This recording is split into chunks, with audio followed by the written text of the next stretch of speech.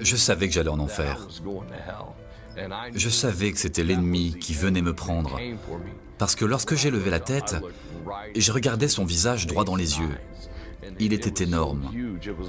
Il ressemblait à un ange déchu avec des cornes de bélier. C'était horrible. J'ai regardé dans ses yeux, c'était comme regarder la mort et l'enfer. Le mieux que je puisse le décrire, c'est que c'était des ténèbres au sein de ténèbres. L'usage de drogue, puis son overdose, avait maintenu Randy Hicks dans les ténèbres depuis très tôt dans son enfance. Il avait grandi avec 8 frères et sœurs dans l'Illinois rural avec très peu de surveillance parentale. Je me suis défoncé à 8 ans, avec 2 de mes frères plus âgés, dans le garage.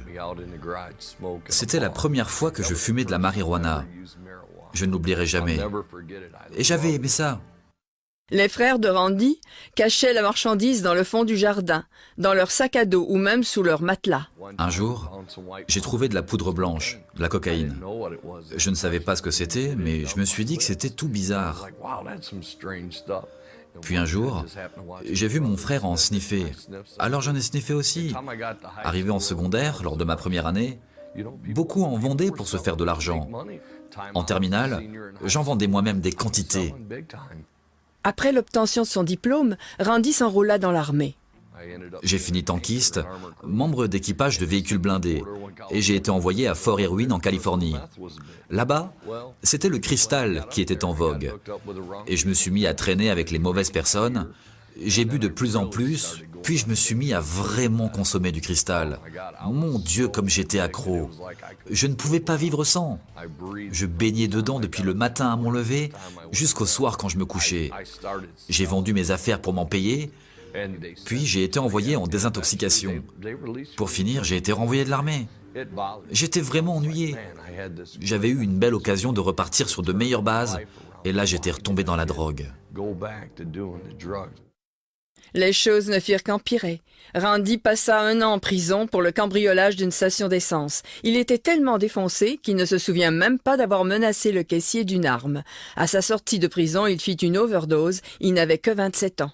Ils me couvrirent d'un drap blanc, parce qu'ils étaient persuadés que j'allais mourir. Puis ils ont appelé ma famille. Lorsque je suis revenu à moi, j'ai eu une intense frayeur parce que je me suis vu recouvert d'un drap blanc. Les médecins remarquèrent que Randy était toujours vivant. Après de nombreux examens, il put quitter l'hôpital. Mais même cette expérience de mort imminente ne suffit pas à lui faire reprendre le droit chemin. Randy se maria, mais ni son usage d'alcool ni sa dépendance à la drogue ne cessèrent, ce qui conduisit à la ruine de son mariage. En 1997, la femme de Randy le quitta avec ses 2 jeunes enfants. Même lorsque j'étais avec mes enfants, je buvais et je fumais de l'herbe et je prenais un peu de coke. Plus comme avant, mais j'en prenais toujours, oui. Ce qui a tout changé, c'est qu'à un moment, je me suis effondré à terre et j'ai physiquement senti que quelque chose me traînait littéralement hors de mon corps. J'ai levé la tête et j'ai vu la mort et l'enfer dans ses yeux. Il avait des cornes immenses, enroulées comme celles d'un bélier. Et la mort a empli la pièce. J'étais effrayé. Je pouvais physiquement ressentir que mon être spirituel se séparait de ma chair. Ce n'était pas une douleur, mais je sentais qu'il partait, et je tremblais de peur. Je suis tombé sur mon visage et j'ai hurlé. « Jésus, pardonne-moi mes péchés. Seigneur, libère-moi de mes dépendances, prends-les toutes. Ne me laisse pas aller en enfer. Pitié. » Je le suppliais, je pleurais. Je faisais tout ce que je pouvais. Puis au moment où j'ai regardé ma porte, elle s'est ouverte. Et j'ai vu une longue robe blanche et brillante. Il n'y a pas de blanc semblable dans le monde, c'est indescriptible. Et j'ai su sans l'ombre d'un doute, qu'ayant invoqué Jésus, Dieu était intervenu pour me sauver. Depuis cet instant, je n'ai eu de cesse de connaître Dieu. Je voulais connaître Jésus. Je voulais connaître celui qui était venu me chercher alors que je savais sans le moindre doute que je devais aller en enfer. L'addiction de Randy à l'alcool et à la drogue fut immédiatement remplacée par une faim et une soif de Jésus.